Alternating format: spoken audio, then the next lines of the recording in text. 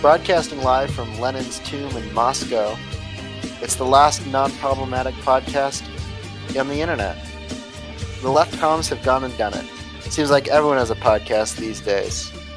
The Social Democrats have a podcast, the right-wingers have a podcast, and some people who don't even have political positions have podcasts. What, like Delionis? All right. Okay, that was a good one. But now we're going to talk about some interesting issues that are facing people today. Yeah. And hopefully. All right. From the top, let's introduce ourselves. I'm Bang Bang Duck, but you can call me William. I guess I'll go next. I'm at Ted_Bundist, and you can call me EC. I will not tell you if that's anywhere connected to my name or not, but just imagine that it is. And next, Socks, or I am the gay space gulag. I am a literal prison. Who's next? I'm Vil. You can call me Vil. Hi, Vil. Everybody just call me Chris, by the way. There's no need to... Yeah. There's no need to say the entire name. All right, and I'm Alita. You can call me that, or Jordan. All right, now that we have that out of the way, let's we all move just on met. to... Yep. What? Okay, let's Start move on off to strong. Now we're discussing the most important issues of the day. the Delionis. history. We decided on a topic which would be the history of the communist left, which is relatively. I think we should start. We should start by explaining what the communist left is in the first place. Yeah, we It's should when you do make nothing. sure that our viewers go into this with a virgin mind, like a Right. proper left Yeah, com. all left comms have a virgin mind. All right. Not real funny. A real So- laugh. I don't know. Maybe I can kind of start somewhere, and then we can kind of build off of that, and then we can get to the history, I guess. Yeah, go Yeah, ahead. Okay. I'll come So- back later. I got to do things way sick. All right, cool. Bye. All right, so Where was I? Yeah. I suppose that the history is also interwoven with the theory, so maybe I can do a dual Well, explanation. Let's assume that these It's not- people don't really know what the communist left is. Yeah, I know, but let's- in order to understand who is the communist left and why they exist, and what is the communist left, you also have to understand the historical implications of the period. So this is why I want to give this explanation, because the communist left arose, the different factions of the communist left arose as a response to the degeneration of the revolution. It wasn't after Lenin died, and so there was a historical necessity for this. It wasn't just anti-Stalin, whatever. There was a reason why they arose. It wasn't some sort of vague ideological anti-Stalinism, right? There's a historical reasoning for the rise. So that's why I want to give that explanation. Okay. All right. Yeah. Then go. Okay. So the communist left arose as a particular reaction to the degeneration of the Russian Revolution. And when we talk about the degeneration of the Russian Revolution, that is essential in understanding the communist left and our positions as a whole. I suppose I can go maybe into a short explanation of what we refer to as a degeneration and how that might differ from, let's say, Trotskyists and their explanation of the degeneration of the revolution. I think that is a very important point to make. A lot of people tend to associate Trotskyism and left communism as a sort of naive, like, cousins. Mm-hmm. So when left communists speak of the degeneration of the revolution, we speak of a more, I guess, systematic or international perspective, in that the Russian Revolution was not by itself. I mean, if you speak to most communists, they will know that there was, of course, a Russian Revolution. They will know that there was activity in Germany, or a German Revolution, but they will not know that there was revolutionary activity spanning the whole globe, from Mexico to South Africa to Japan. All regions of the globe experience different portions and experiences and degrees of radical activity by the working class during the period of 1917 through 1926. And this was not isolated just to Russia. It's very important to understand this. when people, or specifically when we talk about an international proletarian revolution, this isn't some abstract concept or idea that would be implemented or done by left communists. This is a historical reality. It existed. It happened in the past. And the implication of that is that the working class internationally is tied together by only a few things. The fact that it has to sell its labor power to capitalists, yada yada yada, everything else. It has the same interests, and They all no wear blue interest with it. jeans. They all wear the overalls. They all have a big Yeah. hammer. that they Yeah, use we all metal hammer with. metal all day. That's Yeah. right. And we can talk about this in practical terms today. Yeah. If you're a dock worker in the United States, you have more in common with a dock worker in China and a dock worker in Northern Ireland and a dock worker in Rotterdam. And a restaurant you do- worker as well. Yeah, like Yeah, it's and you have important to more realize common that with a all restaurant. different sorts of labor Or, are all you know, differentiated yes. but Machinist unified in by that. Italy or something. And Yeah. and that you're more connected to each other than you really are to what we call as the national bourgeois, the people who own capital. Those people are And this- more connected with each other than they are with you. Mhm. yeah, So that's what we talk about when we speak of an international proletariat, and then the international proletarian revolution, not only as just a concept, but also historical reality. So then we can all agree, whoever you are, there's a historical reality. There was international activity, there was international proletarian activity specifically, and that it manifested itself in this way. So what happened? Russia was one of the only countries which had the working class seizing the power, actually seizing state power. In Germany, there wasn't even a full seizure of power by the working class. It was dispersed, much more so than Russia. Russia was the only country where full state power was seized. It was very hungry, but it was not able to, I guess, quench its appetite. Yeah, there was also a revolution in Hungary that was slightly more successful than the German. Successful as the Russian. Journal is limited to Bavaria, I think. Well, it's also important to remember that they didn't just try once in Germany. If most communists will remember Rosa Luxemburg and the Spartacus League trying to establish the Free Socialist Republic in Germany in the winter of 1918 and 1919, which was mercilessly suppressed by the Freikorps. But there were also multiple armed uprisings by the German working class over the next few years, the biggest of which was the Ruhr Uprising in 1920, in response to the Kapp-Putsch. But they tried again in Hamburg a few years later. Each time these were suppressed and they were unable to spread outside their local boundaries. And then those Freikorps just became not generally. Correct. Later on. Oh, Correct. Yeah, they became yeah. So now specifically on this revolution and its degeneration, because primarily, I guess, of the lack of communication, as well as numerous other factors, these revolutionary movements were unable to coordinate their activity together, and thus, in doing so, because they were unable to do that, they were mercilessly destroyed by the respective ruling classes, except for that of the Russian Revolution. The bourgeoisie in Russia were completely stupid, and they fell quite easily. They were quite weak in Russia because of the semi-feudal characteristic of Russia. But what ended up happening is that in all other countries besides Russia, all of the working class movements were ruthlessly suppressed in one way or another. Russia was left completely isolated, and in doing so, unable to spread its influence in the influence of the working class anywhere else. And like with anything, if you're stuck in a single area, unable to spread, you're kind of looking in upon yourself, you become stagnant. That's the same thing that happened with Russia. It became completely stagnant. What happened after this, in its stagnation, primarily in 1921, where you can start to see, I mean, there was effects of the degeneration beforehand in the previous years, but 1921 is when you specifically see the turn away from the proletarian dictatorship or the transitionary period and into the counter-revolution.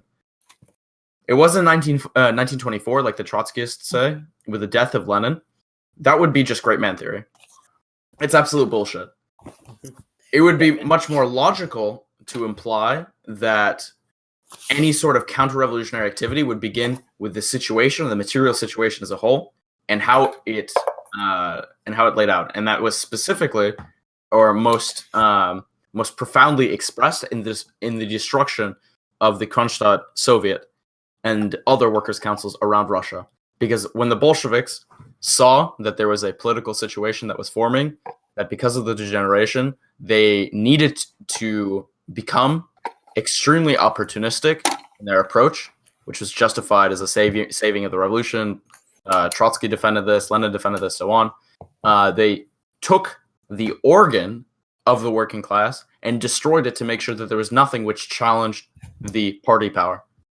And so, to relate this finally back to the communist left saw this early on that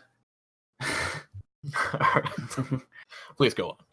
The communist left saw very early on that because of this, can you not? I'll just move. Yeah, we're trying to get a clean recording. Yeah. I can cut stuff and do stuff like that, but it's fine. Sorry. I know. It's okay. Starting from the communist left. It's gonna be a lot. And the communist left saw that as a reaction in the years prior to 1921, and including 1920, there was something very peculiar going on, that these effects of the degeneration, which were becoming more obvious by the month in Russia, as they started to present themselves, they knew that they needed to react. And the Comintern, well, first it was the Third International, but as it formed into the Comintern, it effectively became the armed wing of the Russian state. As the party fused with the state, it also, as well, this international organization became an armed wing. So militants of it was first primarily the Dutch-German currents, which very early on saw this degeneration, but they were unable to draw any really useful conclusions. So that was Pennacock and Jan Apfel and the other militants who founded in Germany, it was the KAPD, and in the Netherlands it was Pennacock and I'm forgetting who else, but you get the point. They first saw the effects of the degeneration, but they were unable specifically to point really usefully to point their finger at something.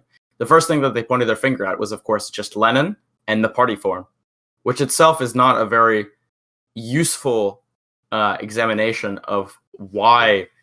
And even in that case, they didn't immediately point to the party form. Mm-hmm. It became more. Yeah. The interscene conflict between German communists, between the KAPD and the KPD, resulted in mutual destruction for both. Right. And it's also worth noting that there were some peculiarities to like the relationship between the Bolshevik Party as like a sort of a clandestine armed militant organization and the Soviets, which were sort of semi-autonomous emerging groups of workers taking over their factories and various regions.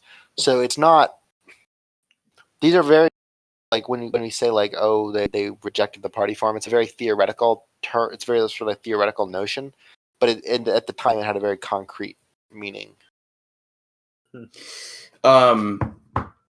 Yeah, especially on the party form part, it was a much later a much later conclusion. First, they pointed their fingers at Lenin and said that his, I guess, not necessarily style of management, but I guess you guess what I'm saying? If any of you can maybe phrase that better. The Leninist party. Yeah. I guess, yeah. His specific variation of the party form. Yeah. Well, the pancake, well, the Pennacock, or how do you pronounce his name? I can't speak Dutch. Pennacock. That's a very unflattering last syllable, but all right. I have a cup. I have some of Pennacock's works. He generally just doesn't like Leninist parties, like in general, like even his later works. He's not pointing directly at Lenin like anymore. He's pointing at the very structure of the parties. Right. Yeah, and he does also of point course, out, like, the material conditions of Russia and how they're isolated and stuff. Mhm. He doesn't just like completely ignore that. Yeah, of course. And Pennacook and the KPD and all of the militant German communist left made very important and invaluable contributions to the development of the communist left as a whole. It's undoubtable, it's undoubtable. Their contribution, how important their contributions are to the communist left as a whole. I mean, but I'm obviously biased because that's where my leanings are Yeah. toward. But I'll let you finish. Go on, But- please.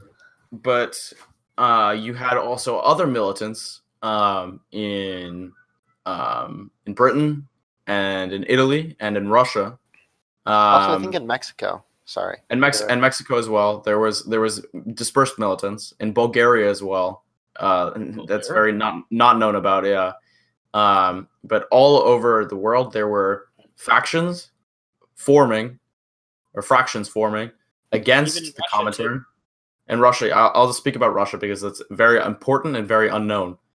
And the conclusions that they draw are very important. But basically, the point is that the communist left formed as an opposition to the degeneration, and later on through the various tendencies which came out of that. Generally, it is to point out, look, there was a degeneration. The revolution was not successful. It did not end with Lenin dying. It ended with the strangulation of the Russian experiment, and that this, I guess, for lack of a better word, climaxed in the destruction of the workers' councils, the organ of proletarian control. So, left communism, anti-Stalin, to point out the degeneration, and I guess some other main ideas that maybe we can go into. But I guess that's my presentation. I Very think well done. And Thank I think one thing to especially note is there's a focus in left-wing communism on Marxist economics, and this is something that especially the Soviet Union backed away from. Like if you look at Soviet economists, they very often, like after Bukharin especially, they very often would accept like the Austrian school's critiques of Marx or like Karl Popper's critiques of Marx, and try to create sort of a pseudo-Marxist economic structure without drawing any of Marx's conclusions or applying any of Marx's real thought. So, in addition to the sort of the political faction, there's a very sort of economic and theoretical position on political economy that's, as far as I can tell, pretty unique to the left wing of communism and to like some other small groups like the Marxist humanists who we tend to differ with for some various reasons. We also tend to not, we don't believe in socialist commodity production. All right. And I think to extend on Ville's points, and as well as yours, Bongs, one of the ways that we have to fundamentally stress is that after the dictatorship of the proletariat ended, roughly in 1921, in the Soviet Union, not even the Soviet Union yet, the Russian Federative Soviet Socialist Republic, these systems still remained essentially capitalist. You had all of the features of capitalism, particularly through the new economic policy. But even after the new economic policy ended, you still had generalized commodity production. You still had the commodification of labor through wage relations. You had people being compelled to labor through the requirements of, or both legal and extra legal, to produce commodities both for sale internally and abroad.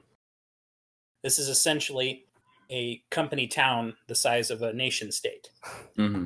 It was the transition from, I guess you could say, well, there wasn't really an individual bourgeoisie. I mean, there was some. It was a very small bourgeoisie and a very weak bourgeoisie before the revolution. But This is in Russia. Yes, in Russia. But to say, I guess there was a transition from the individual bourgeoisie to the state management to the party class, which effectively played the role of the bourgeois class. Well, I mean, it was the bourgeois class, but it was a transfiguration of the bourgeoisie into a bourgeoisie waving a red banner. Elita. Yes? Could you elaborate how that wage labor worked for the definitely real audience we're gonna have? Well, essentially, depending on which era or which point, people in the Soviet Union received hourly or piecework wages for labor that they performed for the state enterprises. Okay, go on. Did you have a question? No, I had no question. I just wanted to make note of how peace wages are still wages, even if you just say, because a lot of people, when they say the Soviet Union didn't have wage labor or whatever, because they didn't have like an hourly wage, you're paid on the quantity of your work, but that's just peace wages. It's an existing phenomenon for many years. Yeah, and it was used widely in many industries in the United States and Britain. Like, for example, riveters were paid by the rivet. Yeah, it's Authors were paid by the word. Rivets are actually existing socialism. So they don't tell you. Put that on the mug. The Golden Gate Bridge. That's prime socialism right there. Oh, it's red, so Yeah, it's red. We did it. Big. We did it. It We has achieved the rivets. higher faith. We abolished commodity production. All those Bay Area Berkeley communists. Yeah, really. Wrap it up. We're done now. I think it's worth noting that when we say, like, we joke about, like, we're done now, we've done it, we've finished it. That's very often the position that sort of like Stalinists and Leninists, I'm not talking about Lenin, but Leninists and people took towards the Soviet Union, which is we're very taking the much like. piss. No, I know we are, but it's It's notable. a very that, important real point to make that triumphalism was one of the most dangerous enemies that many of these Bolsheviks succumbed to try to create an accolade that we have accomplished something real and definitive in the international struggle against capitalism. It's like the Which they mission hadn't. accomplished. Yeah, yeah, it's exactly like that. Has anyone ever put like Stalin's head on like that image for mission accomplished? No, that's our homework. Ah, shit. All right, don't worry. I'll get the. Wait, no, I don't. Actually, that's the right now. audience's homework, folks. Yeah. If you fire up All true Photoshop or viewers. Paint.net and shoot us your best pictures of Stalin photoshopped onto George W. Bush's face, and With the mission accomplished banner on the Yeah. carrier. You can win a prize of absolutely nothing. We'll give you one labor voucher.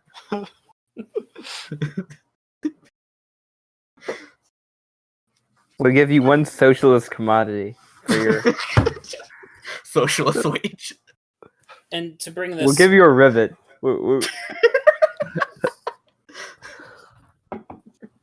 Bro, it's not alienation. I gave you a rivet. go on, Alita.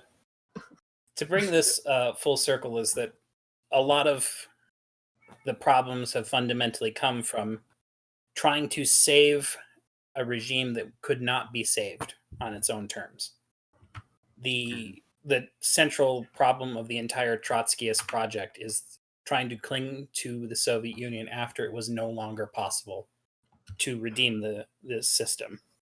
Like, until the very day he died, Leon Trotsky maintained an absolute faith that there had just been a degeneration in the workers' state under Stalin, when he had himself participated in one of the most violent and brutal acts creating that degeneration in the Kronstadt mutiny.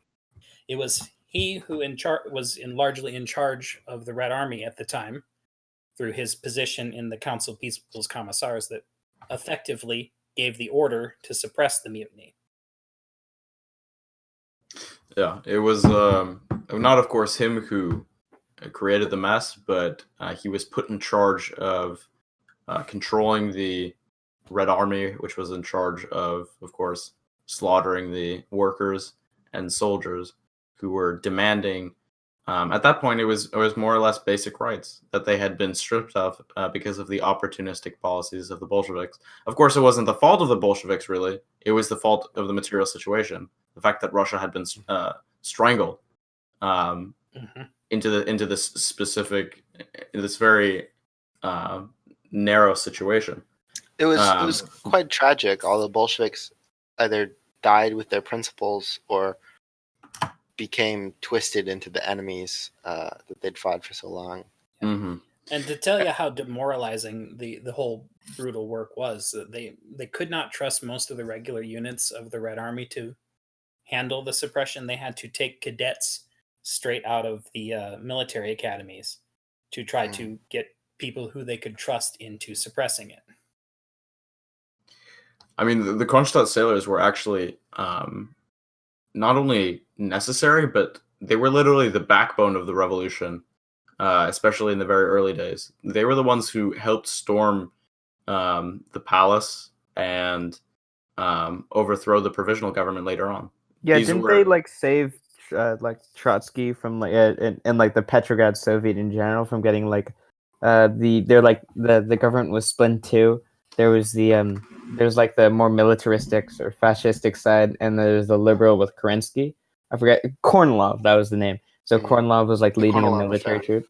Yeah, Mhm. and then like the sort of the Kronstadt soldiers sort of came in and helped them out, which is Mhm. like sort of saved their asses.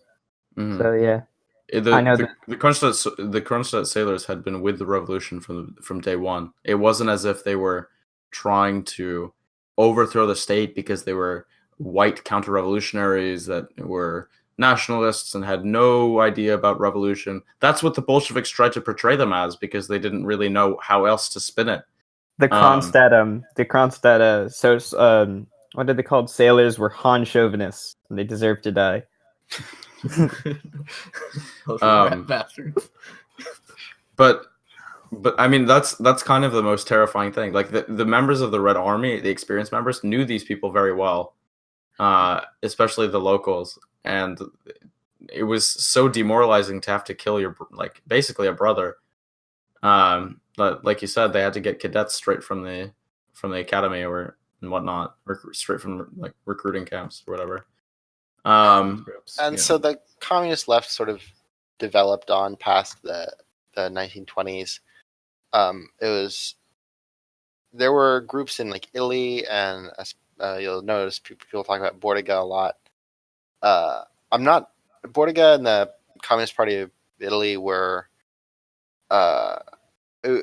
I'm not super up to like working out like exactly who was, in power and what kind of range and reach they had, but the Communist Party of Italy came apart when I think Bordiga was ousted for Palmiro Togliatti. I can explain that actually. It's a very it's an interesting story. So the left fraction of the Italian Communist Party had this almost supreme majority within the Communist Party.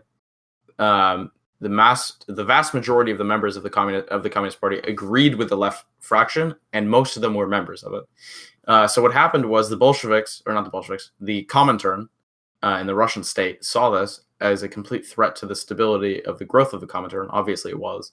Because at that point, the Comintern represented Russian national interests. Right, exactly. Just made a new one. Exactly. So what the Russian state instructed Gramsci and Togliatti to do is to slowly try to integrate more members into the Communist Party and to limit the support of the fraction until obviously it was done with. So basically remove the fraction from the Communist Party. And this fraction was still attending Comintern congresses. They still went to Comintern congresses. Bordiga literally called Stalin the gravedigger of the revolution to his face at a congress of the Comintern. So this went on for a while after Lenin's death. And there was a strategic purpose for working within the Comintern, even though it was completely not completely no longer, but really no longer a organ of the working class internationally. It was now an organ of the Russian state. And it's important to remember, particularly the left fraction in Italy, these are not anti-Leninists like the German left had become. They consider themselves the orthodoxy of the Leninist, communist, Bolshevik spirit that had been inspired them so much to take matters into their own hands, seize their own destiny. So this is not an alien force from outside the party. These are the people who had been there largely from day one. Mm-hmm. All stalwarts. Bodiga cites Lenin like all the time. They consider Mhm. themselves the like inheritors of Leninism. Bordiga, Well, Marxism, but yeah. So this faction was sort of active, especially in southern Europe, like in Vichy France and in Italy, fascist Italy throughout World War II in various capacities. well, let's not get ahead of ourselves. We have to get to the GCF, but let's just finish off this, and then we can get to the founding of like World War II and all that, and also still want to talk about the workers group of Russia. So Bordiga, after years, first he was imprisoned, along with most of the rest of the Italian communist left. A lot of them also escaped, making the Italian communist left experience really an international experience, as they had contacts and comrades from not only Europe, but really all over the entire world. So there were members of the Italian left fraction that were actually not even from Italy. It's really fascinating if you read more into that. But eventually, yes, Bordiga is expelled from the Italian Communist Party. He's accused of Trotskyism by the centrist Togliatti-Gramsci clique. And after being expelled with the rest of the communist left, after a period of regroupment, and after a period of kind of going into silence, there is a resurgence in activity among the communist left, particularly among the forces of Damen and Bordiga himself, in the formation of the International Communist Party, or Internationalist Communist Party, or the PCI-INT. And Bordiga basically doesn't agree with the foundation of this, but he still assists them.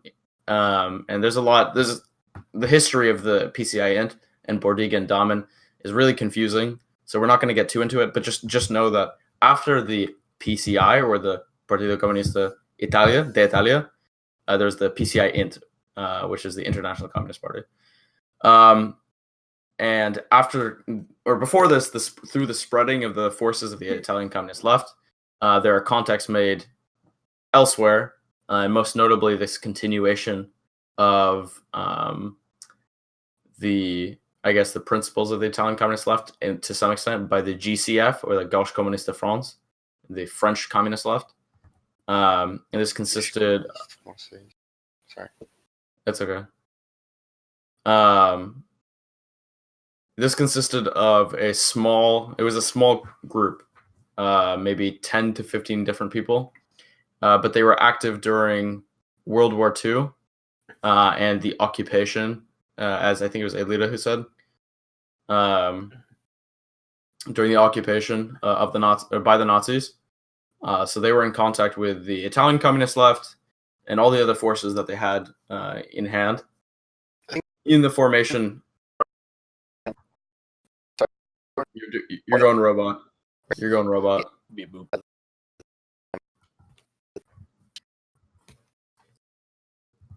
Okay. You went robot. You're still going robot. Oh jeez. Oh Just gosh. continue. Okay. So, what was really important about the Gauche Communiste de France was that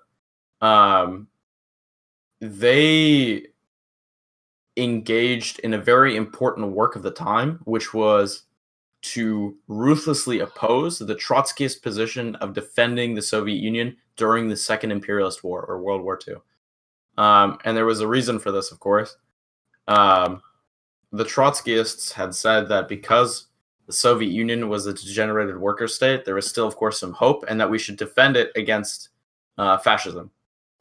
And so both the Italian Communist left and the French Communist left saw together that this obviously wasn't a coherent idea.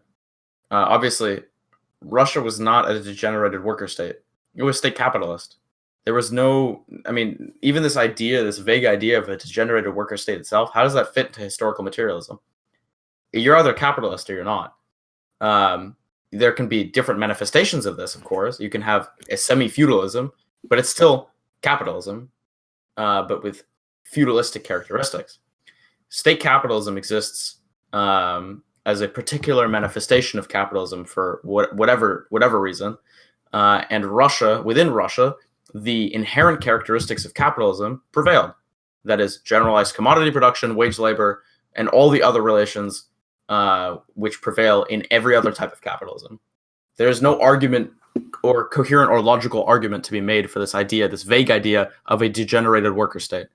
But anyways, and to branch yeah, out of course, from that, what that means in concrete terms is that this should not be taken as an absolute armchair position that we accept total surrender to fascists. Communists must oppose fascism as communists, not as appendages to liberal formations. And most importantly, it doesn't matter ultimately for the workers of the world, whether it's the Soviet Union or the Nazi Germany or the United States that won the Second World War. They're still going to be the subjects of capital, regardless of who wins. And this in no means is a this is in no means a what's it called? As some has accused left comms of being Holocaust deniers. This is not that at all. It's just it's an opposition to reformist compromises for in the name of anti-fascism. I think is that what you're saying? Correct. Mm-hmm. Yeah. Okay. Well, we're also the struggle for any capitalist state, and Yeah, you have to fight as a communist, not as a liberal. The struggle for survival against fascism is still utterly, of course, the most paramount thing that people subjected to it can. Yeah. And no one in any left communist organization would ever suggest otherwise. The absolute struggle for life itself is ultimately the same reason why we revolt against capitalism. It is the destruction of our lives through the principles of capitalist commodity production that turns us into tools. And the more extreme form of that happens in fascist barbarism. And we utterly will oppose that militaristically, but we will not do so by sacrificing our principles. Our agency and our principles. And and I think that's a very, I think it's something that we can often overlook if in a lot of left circles, it's always in the name of left unity and against sectarianism, but it's important to remember that programmatic differences actually mean something, and that we are heavily different than liberals. Left unity usually just means submitting to Marxist-Leninists, anyways. It either means not even submitting to Marxist-Leninists, but it's basically saying that you can't critique somebody because they're wrong. It's the same. You have a critique about my opinion. That's unacceptable. You're being sectarian. You're being sectarian. Shut the fuck up. I don't care. The only time it would be actually sectarian is if you were a communist in the first place. If you were making an unnecessary or stupid or liberal critique on someone who is actually a communist, that would be sectarian. It's not sectarian to tell a liberal that they're a liberal.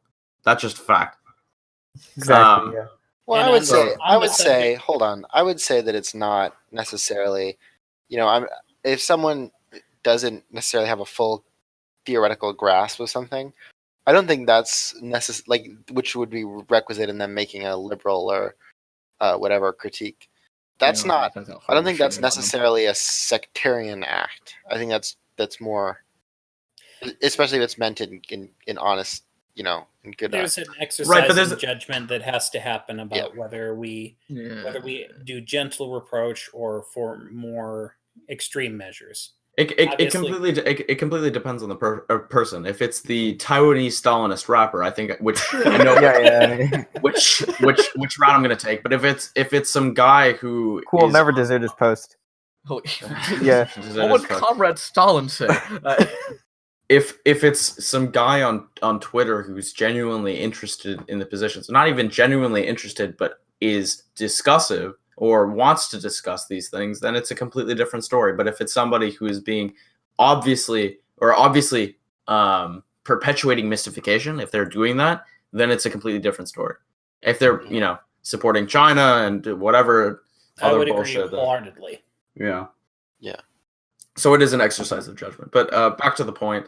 Where were we? Left unity versus class unity. Right. Okay. So another main principle of the communist left is this idea of centralism, that we as communists are united by a few set of principles, and that these few things unites us centrally in this discussion. But within everything else, it is a unifying action that allows us to discuss everything else more fervently, more clearly, more openly. If we're not on the same basis, so like if we don't agree on basic Marxist principles, then there's no other place that we could go off of. Centralism is a key point in this discussion of class unity versus left unity. Because I wouldn't even consider Marxism and Marxist, like, I mean, for most people, obviously, yes, it would be Marxist, and Marxism is quote unquote leftist, but I wouldn't even consider it a leftist whatever. Marxism is and I know this is hotly debated. What? Hold up, No, go comrade. on, You're about go to on, post go on. cringe. But go on. I'm Okay. sympathetic to that view that communism is outside the left and right spectrum, but I think ultimately I it don't. hinders our attempts to communicate more than it helps. What's I a think it's- leftist? What's a rightist? Those are sort of like Yeah. meaningless words. If we, Well, you the know. idea is we that have to go all the way That's back to that's my point.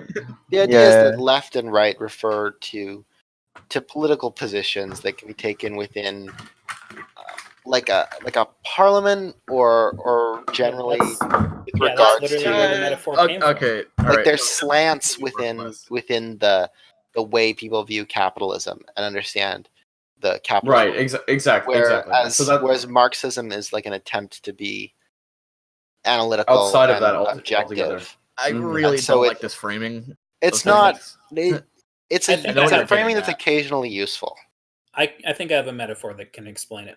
So the metaphor of the political left and right came from the French Revolution, where the various factions sat. The Montagnards and the Girondins sat initially on the speaker's left, and they were the anti-monarchy, pro-republic side of the revolution, whereas more constitutional monarchists sat in the center, and the rump of the ancien regime sat on the right. In this metaphor, the communists are the janitors outside the wings of the parliament. I was gonna say the communists just burned down the parliament, but that also worked. I'm not sure. Like, I'm really not sure why there's this opposition to this idea that Marxism doesn't necessarily fit into this frame of left versus right. Because I mean, if you're talking in a more, I guess, if you're speaking with vernacular, then yeah, I guess. But if you're speaking from the point of view of a Marxist, then I wouldn't see why I would have to. I think it was Alita who said very clearly and very well that left versus right is really a capitalist distinction. It's a viewing of capitalism. It's a viewing of capitalism in one way or another, in slight transfiguration, slight differences that don't really change much. Marxism is trying to come at these problems, a real analysis of the material or present state of things, from an objective point of view. That's what makes the difference. And it shouldn't have to fit into left or right or whatever. That said, I would agree wholeheartedly with that, but I think the practical thing is that we will find more in common as humanists with people who are on the political left than we will on people on the political right. Right. And that seems to suggest that while Except it's for Bukharin. obviously Koba, why must you make me feel? Why do I have to die? Go by. I don't feel so good.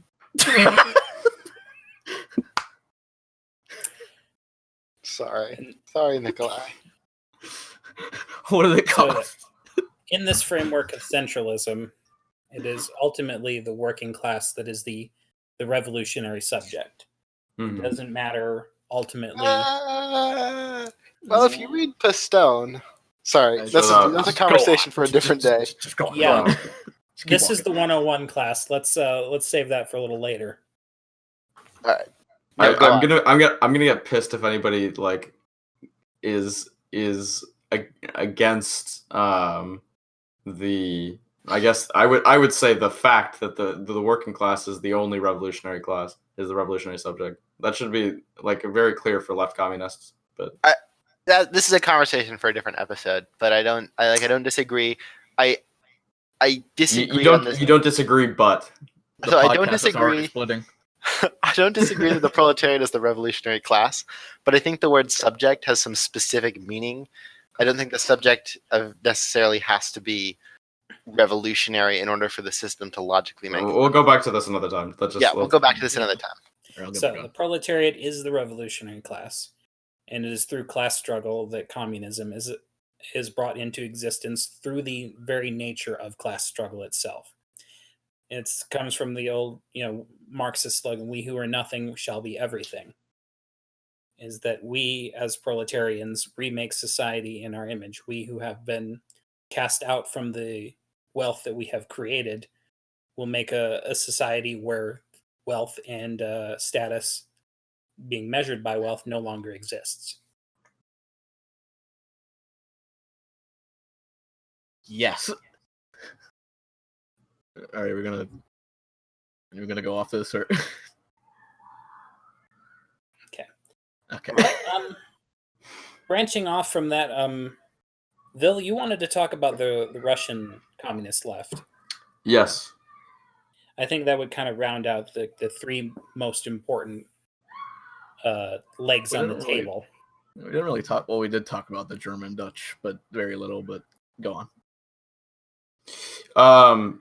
The Russian communist left is important in this discussion because it's often left out from the discussion as a whole. A lot of people who adhere to a certain tendency of the communist left are either kind of section themselves off as, I don't know, Dutch, German, or Italian, and that just doesn't make sense to me.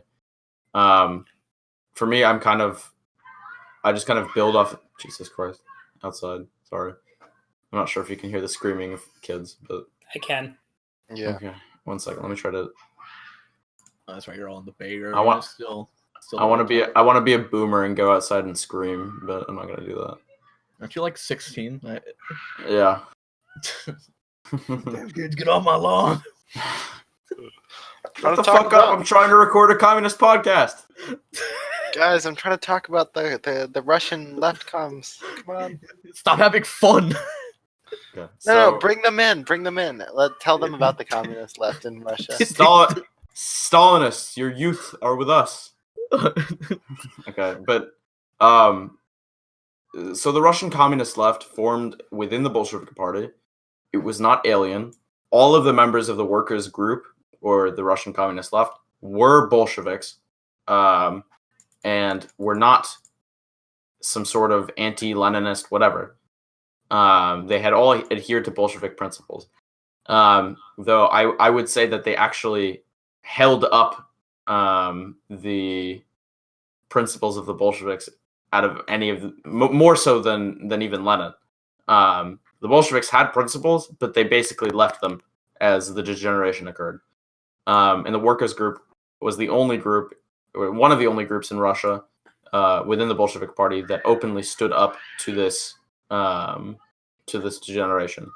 Most notably, Gavril Myasnikov, who was a steel worker, and who was chased with his life, as well as the rest of the members of the workers' group, out of Russia, because of his fighting within the Bolshevik Party against the degeneration. Jesus. And that's really the tragic part, is how the fear of counter-revolutionary saboteurs, which is a very real thing, resulted in this fratricidal conflict where comrades turned upon their comrades. Mm-hmm. It's a great irony. And I mean, we will joke about, like, maybe not in this podcast, but in the future, about like the Left-Com penal battalion for sex pests and stuff. But I think it's important to note that Left-Coms generally aren't like we're not into this idea of like absurd violence as a revolutionary principle. Like, not obviously we support revolution, whatever form that may be, violent or non-violent, but there's an idea that by being more radical than Stalin, we're somehow like, by the idea of being more radical than Stalin implies we believe that Stalin should have killed 100 million more people or whatever. That's not true. That's not accurate. And I've for the most part, even within the organization that I sympathize with, the ICC, a lot, or the prevailing take from a lot of the members, is that even the use of a red terror was uncalled for. Of course, class violence, completely, it was necessary. It's like with any revolution, but there needs to be necessary distinction between terrorism, and class violence. And that all those things manifest themselves differently. I'm assuming that all the whoever is left of us here can agree that terrorism has no place in the workers' movement. No, yeah, totally. I would agree in I would say that it depends on what you mean by terrorism. I was about to say, let's define terrorism. I would say that terrorism is the use of or the action by a small, or not small, but a, I guess, isolated amount of individuals with random acts of violence. I don't know, maybe that's not the best definition. Maybe I can come up with indiscriminate uses of violence. There you go. With the purpose of instilling fear, shock, and terror within a predominantly civilian populace. And it's often irrational, just dumb shit. There's a military science definition of terrorism as a strategy that includes assassinations and car bombings and that kind of stuff, like the Spanish astronaut program and stuff. We're not.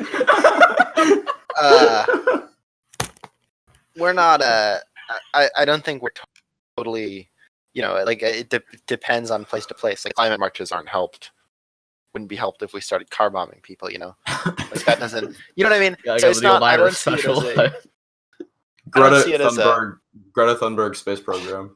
Greta Thunberg joins the IRA. I think that's. We oppose. I think it's possible for acts of violence and sabotage and even assassination to have a strategic character within a wider military conflict, but I don't think that I don't think that means that we endorse this or don't endorse that. I think it should be noted that if anything, I'll give you an example of something that seems heroic but had larger and much deeper implications. The assassination of John F. Kennedy. No. The burning, or the Reichstag fire. This was done, if you didn't know, by a Dutch council communist. And a lot of bourgeois historians have this idea that the Nazis set him up or something, that they paid somebody to do it or something like that. It wasn't. This was an act by it was a lone man who set this up, a Dutch council communist, and burned down the Reichstag. And you know what happened in response? The Reichstag fire decree, which allowed the Nazis to seize power, even more so, and outlaw dissent and a whole slew of other repressions among the populace. Terrorism, if anything, restricts the ability of the working class to not organize, but it's just it's a strengthening of the power of the ruling class. Even though, I don't know, I go and shoot Donald Trump, what does that really do? He's going to be replaced with another, bourgeois electoral candidate or entity. Arguably by someone more competent. Yeah, which is even more terrifying. Yeah.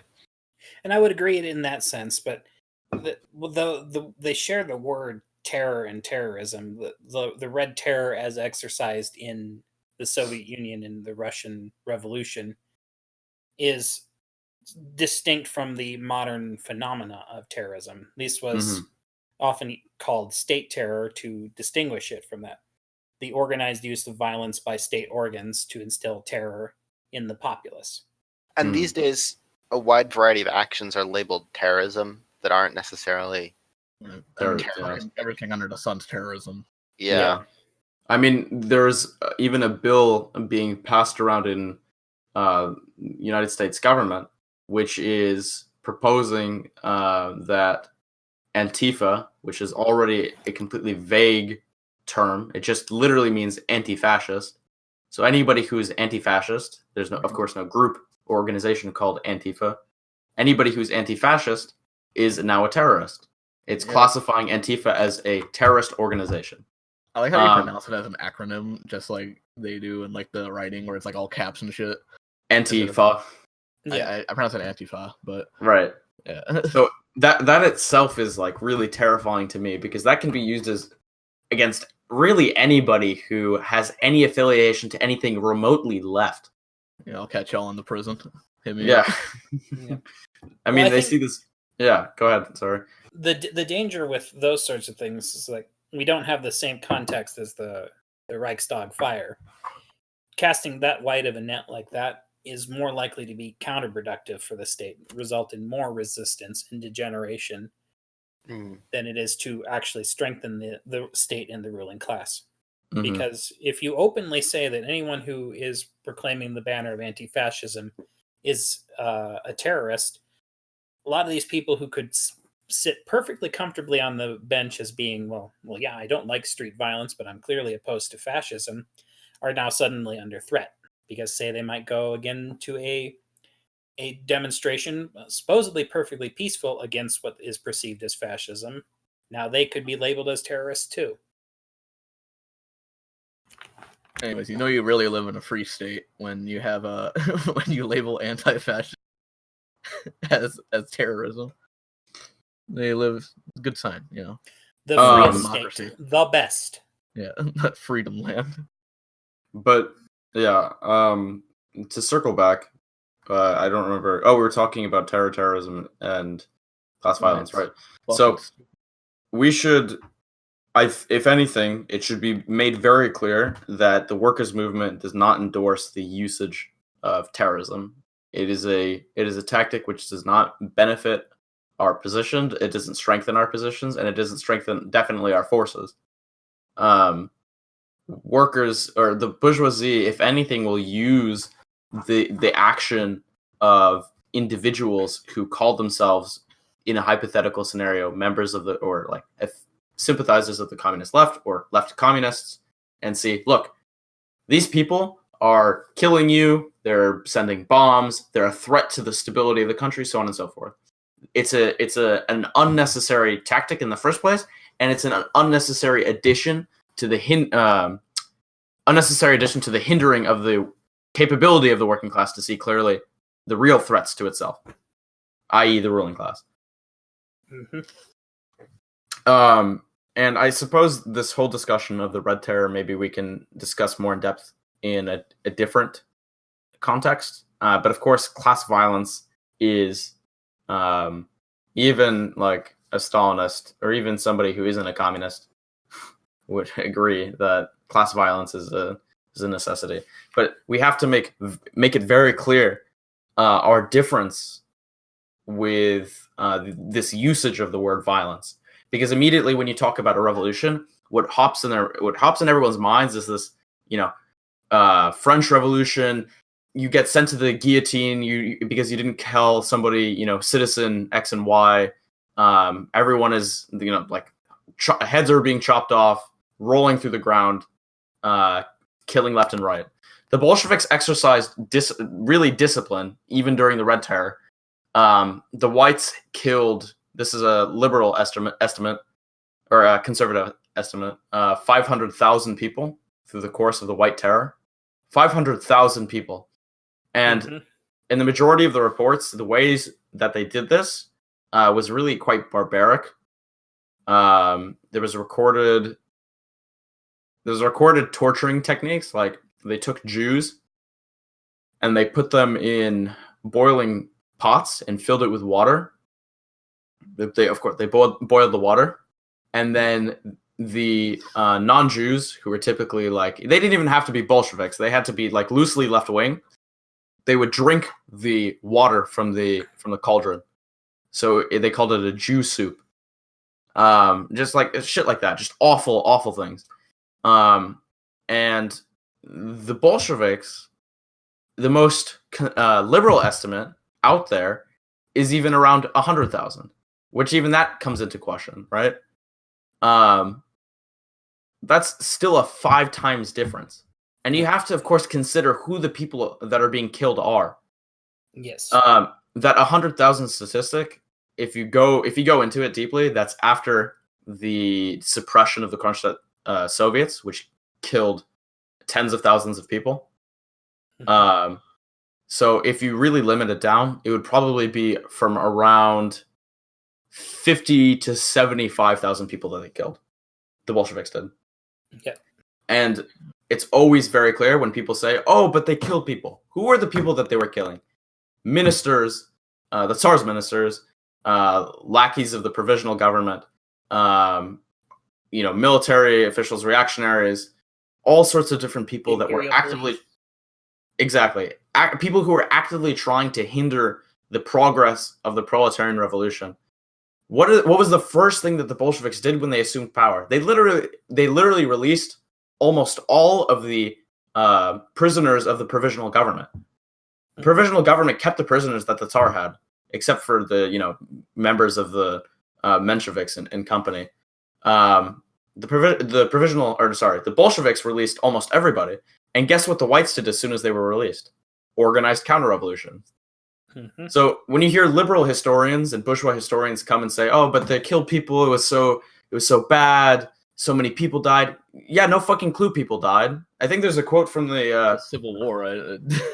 Yeah, there's a quote from the Situationists, if I can find it. It's really good. I think it's a single non-revolutionary weekend is infinitely more bloody than a month of total revolution. And this was true also during the French Revolution, which is that, during the period of the Terror, I'm not going to say the Terror was in any way a positive thing, but like they ended slavery and they, carried out a bunch of different, they paused normal executions. So there's some estimates I've read that say there was a net lowering of the number of people who were casually murdered during the Terror. So it's that's interesting. I mean, obviously, finding real death records from that period that's not a easy thing to do. But when you're in a mess like that, it's hard to keep meticulous records. Another important thing to remember is that more people died by deliberate state violence during the Thermidorian reaction than died during the Reign of Terror. And this is even true like today when we think of that's how it works. This is even true when we think today of of what terrorism constitutes. Like the United States has killed way more civilians than Al Qaeda has ever killed American civilians. But one is, and this isn't a defense of Al Qaeda, but it's a way we think of violence as being sanctioned when it comes from a state versus unsanctioned violence. Especially when it comes from more of a status quo state than something new. Violence is pervasive within the whole of society, whether we can see it or not. Violence manifests itself in various different ways, and it's always funny to see people using the state's definition of what violence is and isn't in order to justify their opinion. I think it was, ironically enough, the supreme leader of Iran who said that the United States military is the world's largest terrorist organization. And it's, he's not too wrong. He's not too wrong. Yeah. It's insane to me to think that people use very similar definition of terrorism and don't see an entity like the United States government, which deliberately tries to spread its interests and its power through military coups and subversion. Specifically a campaign of assassinations, Mm-hmm. bombings, and intimidation. Like And it's intimidation. not The literal This- definition of the terrorism. strategic stance of the United States, at least through like the Obama years, has been essentially the same kind of unconventional warfare that Al Qaeda and ISIS. Well, not ISIS is more conventional, but it's the whole discussion of the war on terror is for another episode. But Did you guys know that the drone, like the targets, is like done with metadata, like when they're picking targets for drone strikes? bruh, They're not even like individually selecting them; they just have like algorithms. The mundane version of Skynet. Yeah, it's just a shit. The 2010 assessment of the Iraq body count. That means the civilians to combatants ratio killed in the Iraq War by the United States government is 1 to 2. So that means for every one civilian, there was 2 combatants killed. We did it. and that's probably an overestimation of combatants because Yeah. So that's also a question of who is a combatant, why are they combatant, so on and so forth. Because it says here 13,807 civilians and 28,736. So that's, even in this conservative estimate, it's a 50%. And so that means so to wind up the conversation on violence, we're broadly against, like, we accept that we live in a violent society. We're not pro violence, I think, but we do live in a violent society, and in order to transform that society, violence may be necessary. But we're not. We generally support lower rates of violence than the ruling class. I don't know if that's going to be convincing to people. Sometimes you need to become society to beat society, I think is what we're talking Thank you, about. Joker. Hi. Yeah.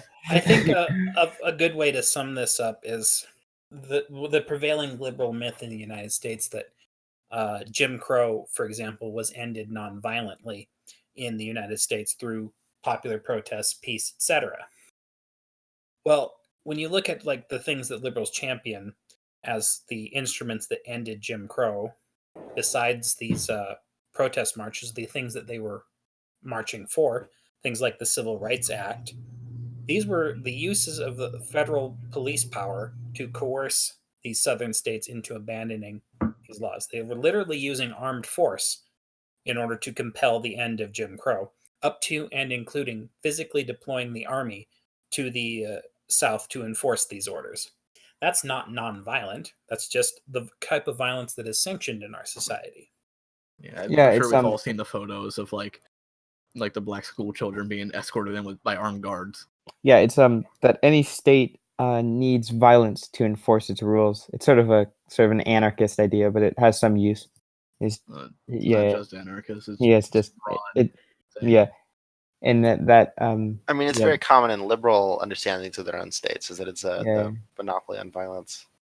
Exactly. Whether that monopoly is good is a different question. It reminds me of how some people would talk about the founding of a state, or that I'm sorry, I'm going to post cringe and quote Zizek here, but like the founding of a state requires a bit of violence as well. Like in capitalism, the founding of a state, or in feudalism, requires like a founding act of violence to carry it out. And so I think that's an interesting, that it requires an act of violence, but that act of violence can never be fully mentioned again. It's sort of like a taboo topic after it. Either that or it's mythologized and fetishized. Yeah, exactly. Like like the Nakba or the genocide of Native Americans or something like that. Yeah, definitely. That's always a classic. Mm-hmm. I'm just gonna completely ignore what we did to those. And I think that's a good way of pointing out the difference between liberal states and communists, is that we sort of soberly accept that violence is an intrinsic part of the transformation of society, and don't glorify it, and don't fetishize it. Yeah, I don't think it's not a glorious thing. It's a lot of people take it as like a revenge, like glorious. Yeah. It's just like, don't. Oh do yeah. that.